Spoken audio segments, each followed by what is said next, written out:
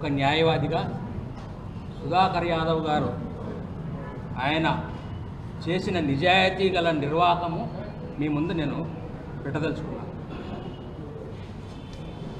ఆయన రాసిన ఎఫ్ఐఆర్, వాళ్ళు ఇచ్చిన రిపోర్ట్లు దాదాపుగా 11 తప్పులున్నాయి. ఆయన మామూలుగా డిఎస్ఆర్ డైలీ సెర్చ్ రిపోర్టు, అది ఇంటెలిజెన్స్కి పంపించే రిపోర్టు. ఆ డైలీ సెర్చ్ రిపోర్ట్ని చూసుకోమనండి. పరిటాల సునీత పంపించినాడు. ఆయన ఎట్లా పంపిస్తారండి? డైలీ సెర్చ్ రిపోర్ట్ని ఇంటెలిజెన్స్ వాళ్ళకి పంపించాల్సింది నువ్వు, గవర్నమెంట్ పంపించాల్సింది నువ్వు. పరిటాల సునీతకి నువ్వు ఎట్లా పంపిస్తావు? దాంట్లో ఏం రాసినారు తెలుసా? మీరు చూసుకోండి. మీరు కావాలంటే పోయి పోలీస్ స్టేషన్లో చూసుకోండి. దాంట్లో చచ్చిపోయిన వాళ్ళు ఏ పార్టీకి చెందిన వాళ్ళు కాదు. ఆయన సుధాకర్ యాదవ్ రాసిండేదే, ఏ పార్టీకి చెందిన వాళ్ళు కాదు. చంపిన వాళ్ళు రెండో దాంట్లో చంపిన వాళ్ళు కమ్మ కులస్తులు, టీడీపీ వారు అని రాసినట్టు మీరు చూసుకోకండి పోయి. ఇది అబద్ధమైతే సుధాకర్ యాదవ్నే చెప్పమనండి. ఇదే నిజాయితీ. నీ నిజాయితీ నువ్వు ఆ రిపోర్ట్ పంపించినప్పుడు ఈ దీంట్లో ఎఫ్ఐఆర్లో కానీ స్టేట్మెంట్లో కానీ ఈ టీడీపీకి చెందిన వాళ్ళని ఎందుకు రాలేదు నువ్వు? నీ నిజాయితీగా నువ్వు కాకి డ్రెస్ వేసుకొని అబద్ధాలు చెప్పొద్దు. కాకి డ్రెస్కి ఒక గౌరవం ఉంది. ఒకవేళ అది ఇప్పేసి నువ్వు మామూలుగా మాట్లాడితే నువ్వు ఏదన్నా మాట్లాడు, నీ ఇష్టం. అది కాకి డ్రెస్ గౌరవమే. నువ్వు కాకి డ్రెస్ వేసుకొని గౌరవం లేకుండా మాట్లాడదు సుధాకర్. నీకు హెచ్చరిక చేస్తున్నా. నీకు ముందే చెప్పినాం, మా బ్రదర్ని నాగిరెడ్డిని కొట్టించినావు, జాగ్రత్తగా ఉండో. నేను కురువనుగా చెప్తాను. నువ్వు ఇప్పేసి రారా, నువ్వు ఇప్పేసి ఇగో డ్రెస్కి గౌరవం ఇస్తాను. నేను డ్రెస్ ఇప్పేసి రారా, నీకు అది చూస్తాము. నువ్వు నిలబడరా, యాడ్ నిలబడరా నువ్వు తమాషా చేస్తావా? అన్ని తప్పుడు కుదురు కూస్తావా? ఎన్ని నువ్వు చూడరా, నువ్వు ఇన్వెస్టిగేషన్. ఇగో ముద్దాయిల దగ్గర నువ్వు వాళ్ళ ఫోటోలు దిగిండేటి వాళ్ళని నువ్వు సాక్షులుగా పెట్టినావు. LW1, LW6, LW7, LW8 చూసుకోండి. వీడు మజ్జిగ కాదు, వేపకుంట ముత్యాలన్న. ఇగో రమేష్ వాళ్ళ నాయన వాళ్ళ అమ్మ పాపిరెడ్డిపల్లి రాజన్న రమేష్. ఆయన ఇంకా అరెస్ట్ చేయలేదు. ఇది నీ ఇన్వెస్టిగేషన్, నీ నిజాయితీ. నువ్వు కాకి డ్రెస్ వేసుకొని చేసే పని. కాకి డ్రెస్ని అవమానపరచొద్దు దయచేసి. కాకి డ్రెస్కి ఒక విలువ ఉంది. నువ్వు అమ్ముడు పోయి నువ్వు ఇట్లా పనులు చేయొద్దు సుధాకర్. ఇదిగో సురేష్, ఈయన అగో రాజన్న కొడుకు రమేష్, వాళ్ళతో ఉన్నాడు. ఈయన LW7, LW8 సురేష్. ఇదిగో చూడండి. ఇంకొకడు నిరంజన్, వీడు కూడా టీడీపీ వాడే. చూడండి, మీరు కళ్ళారా చూడండి. ఆయన పని నిజాయితీ, ఆయన పని ఇన్వెస్టిగేషను చూడండి. మీరే చూడండి. ఇవన్నీ వీళ్ళు సాక్షులు. అంటే నువ్వు కేసుని ఏం చేయాలంటే కురువల్ని నాశనం చేసి మా కురువల్లో దీని మీద నువ్వు మేడలు కట్టుకొని బతకాలనుకుంటున్నావా? నువ్వు నీ కొడుకులకే నీ కొడుకులనే నువ్వు ఓర్చుకోలేవు రాజకీయంగా. నీ కొడుకునే పక్క తప్పించి నిలబడినావు. ఓడిపోయినావు నీ కొడుకుని నిలబెట్టినావు, గెలిచేతావు నీ కొడుకుని అట్టుకు పంపించినావు.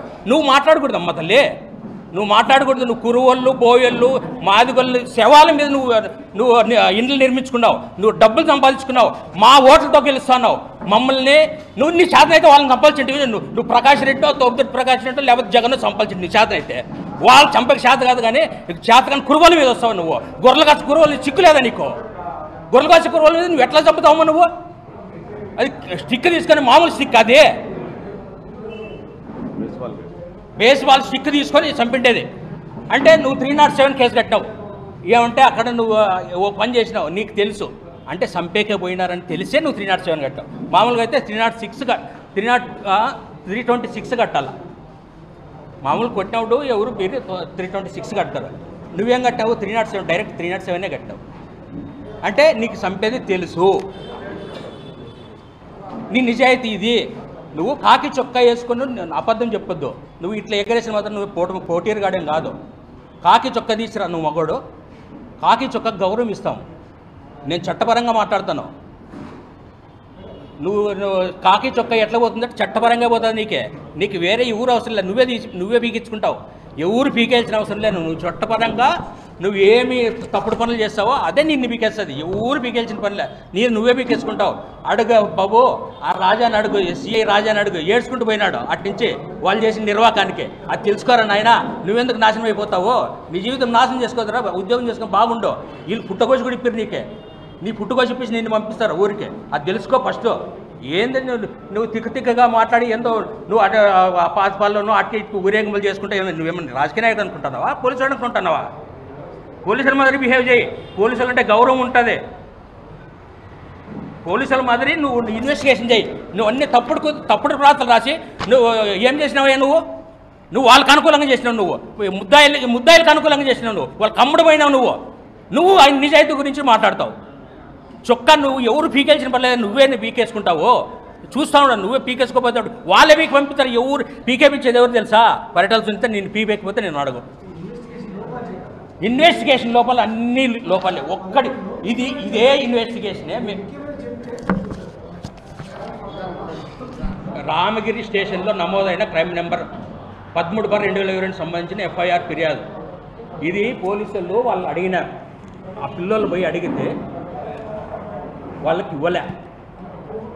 అదే ఇన్వెస్టిగేషన్ ఆఫీసరు శ్రీధర్, ఆయన దగ్గర గవర్నమెంట్ జనరల్ హాస్పిటల్లో ఆయన స్టేట్మెంట్ రికార్డులు చేస్తే, దయచేసి ఒక నిమిషం, స్టేట్మెంట్ రికార్డులు చేస్తే ఆ స్టేట్మెంట్లో ఏం రాసినారు?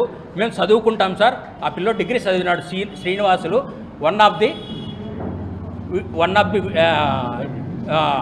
Injured witness. ఏం చేసినారు? ఆ పిల్లోనికి చదివికుండేకి లేదు. మీరు చెప్పిన 3 పేర్లు రాసినాను, రమేష్ పేరు కూడా రాసినానని చెప్పినాడు. రమేష్ పేరు రాసినాడు, కానీ రమేష్ పేరు ఇందులో లేదు. సెకండ్ వన్, ధర్మవరంలో స్టిక్తో కొట్టినారు, అది బేస్బాల్ స్టిక్ అని ఊండ్ సర్టిఫికెట్లో ధర్మవరంలో రాసినారు. నువ్వు ఊండ్ సర్టిఫికెట్ తీసుకున్నావా? అనంతపూర్లో వాడు సాయంత్రము అబ్బాయి శ్రీనివాసులు అడ్మిట్ అయినాడు, దాంట్లో 3 అని చెప్పినాడు. అది మీరు ఊండ్ సర్టిఫికెట్ తీసుకున్నారా? తీసుకోలే. తీసుకొని నువ్వు రాపిలే. నువ్వు అసలు ఇన్వెస్టిగేషనే చేయలేదు.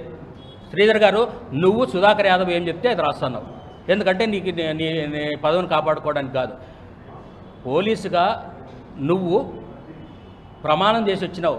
రాగద్వేషాలకి, కులమతాలకి అన్నిటికీ అతీతంగా చట్టపరంగా నేను విధులు నిర్వహిస్తానని ప్రమాణం చేసి వచ్చినారు మీరు ఇట్లాంటి పని ఒక చాతగాని పాపం అమాయకుడు ఏదో రైతు అతన్ని చంపితే మీరు ఇంత దుమానంగా మీరు ఎఫ్ఐఆర్ రాస్తే ఎట్లయ్యా సుధాకర్, శ్రీధర్ గారు? మీరు ఇట్లా మంచి పద్ధతి కాదు. తర్వాత చేసిండేదేమి? ఇప్పుడు మామూలుగా ఏం చేస్తారు? ఎఫ్ఐఆర్ రాస్తే ఎవరైతే ఫిర్యాదుదారులు దెబ్బలు తగిలినవారు కానీ ఆ స్పాట్లో ఉండేవాళ్ళు కానీ ఉంటే రాసుకుంటారు. మీరు సవేరా హాస్పిటల్లో మీకు తెలియదు అంటున్నారు. సవేరా హాస్పిటల్లో పోలీసులు కుప్పలు ఉన్నారు, ఎవరిని రానికుండా చూడడానికి. ఆ పిల్లోడు కూడా శ్రీనివాసులు అక్కడే ఉన్నాడు.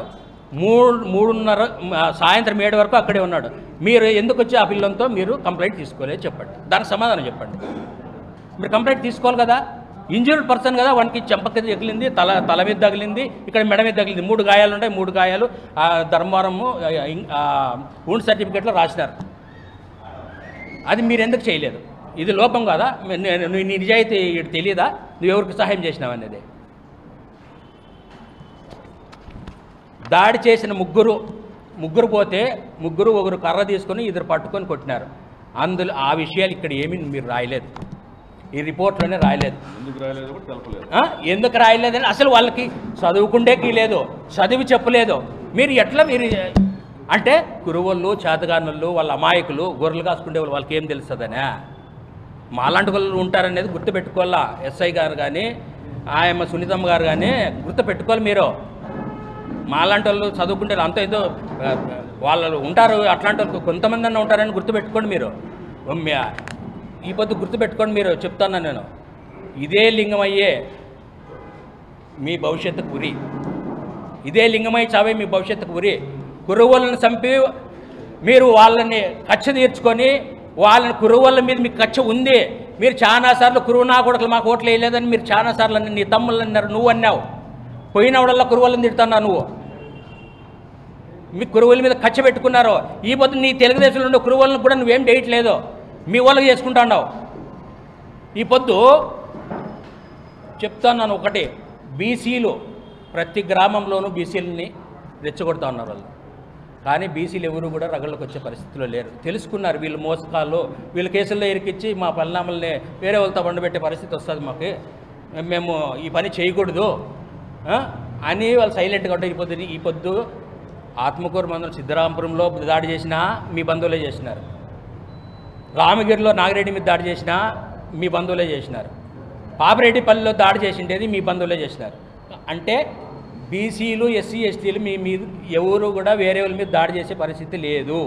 ప్రశాంతంగా బతకాలనుకున్నారు, ప్రశాంతంగా జీవించాలనుకున్నారు. నువ్వే ఫ్యాక్షన్ రెచ్చగొట్టేటట్లా చేస్తున్నావు. అలాగే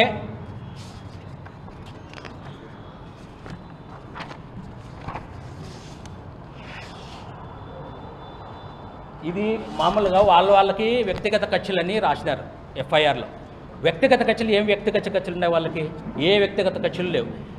ఎంపీపీ ఎలక్షన్లో జయచంద్రరెడ్డి అనే అతను, ఆ ఊరు అతను ఎంపీటీసీలని దీనికి తీసుకొని పోయినారు. మోటివ్ అదే, హత్యకు మోటివ్ ఎంపీటీసీలు తీసుకుపోయితే ఎంపీటీసీలు తీసుకుపోయిననే ఉద్దేశంతో వీళ్ళు పోయి జయచంద్రారెడ్డినంత గొడవ చేసినందుకు, గొడవ చేస్తే ఆ గొడవకి వీళ్ళు ఇడిపించకపోయినారు. లింగమయ్య మిగతా ఊర్లో కొంతమంది ఇడిపించకపోతే అదే విషయమే కచ్చ పెట్టుకొని ఆ పిల్లోడు ఊరికి పోయేటప్పుడు ఆ పిల్లోడిని రాళ్లతో వేసి మీరు ఆ వాళ్ళని చంపినారు. ఆ విషయం మీరు రాయకోకుండా వ్యక్తిగత కచ్చలని మీరు నువ్వు రాసిండేది సుధాకర్, నువ్వు రాసిండేది ఏంటి? వాళ్ళు వ్యక్తిగతమైనటువంటి అభిప్రాయ భేదాలతో వాళ్ళు చంపుకున్నారా? అభిప్రాయ భేదాలంటే చంపుకుంటారా? అభిప్రాయ భేదాలంటే చంపుకుంటారా? నువ్వు రెచ్చగొట్టి చంపించినావు. వాళ్ళకి ఎందుకు అంత ధైర్యం వచ్చిందంటే మా పిన్నం ఉంది, మా అక్క ఉంది, మా అత్త ఉంది అని వాళ్ళు ధైర్యంగా చంపినారు. నువ్వు ఉన్నావు, నేను ఇగో ఇట్లా సుధాకర్ యాదవ్ లాంటి వాళ్ళు వెనకేసుకొచ్చుకుంటారు, ఎఫ్ఐఆర్ని గబ్బు పట్టించి కేసు లేకుండా చేస్తారనే ఉద్దేశంతోనే మీరు ఇట్లా చేసినారు. మీరు వాస్తవమా కదా? అంటే మీరు చట్ట వ్యతిరేకమైన పనులు చేసి నువ్వు చట్టం గురించి కాకమ్మ కబుర్లు చెప్తావు. ఎట్లమ్మా తల్లి? మా కురువల మీద పట్టుదమ్మా తల్లి, నీకు దయచేసి మొక్కుతాను. కురువలు ఏం చేసినారమ్మా? నీ కోట్లేసి గెలిపించినారు. మీరు ఇంత ఆస్తులు సంపాదించుకుంటారు. కురువల పుణ్యము, బోయల పుణ్యము, మాదిగోళ్ళ పుణ్యమే తల్లి. నువ్వు అది గుర్తుపెట్టుకోమ్మా. అది గుర్తుపెట్టుకోకుండా నువ్వు మా బోయల్ని ఎంతమందిని చంపించిన కురువల మీద డేట్ల ప్రకారం చెప్తాను. నీ మొగుడు నువ్వు చేసిండేవన్నీ తెలీదా? నీ మొగుడు నువ్వు బతికిపోయినాడంటే, ఇన్ని రోజులు బతికిపోయినాడంటే మావోయిస్టు పటేల్ సుధాకర్ రెడ్డి పుణ్యము, కాళ్ళు పట్టుకొని బతికిపోయినాడు. మీరు చెప్తే సత్యం ఫోటో పెట్టుకొని మీ ఇంట్లో. నేను నాతో నోరు ఇప్పేద్దాడు, చాలా తెలుసు నాకు అన్నీ, అవన్నీ మాట్లాడదలుచుకోలేను నేను. మా గురువు లింగమయ్యకి న్యాయం చేయకపోతే చట్టపరంగానే, చట్టబద్ధంగానే కోర్టులో పోరాడి శిక్ష ఇచ్చే వరకు వదిలిపెట్టు.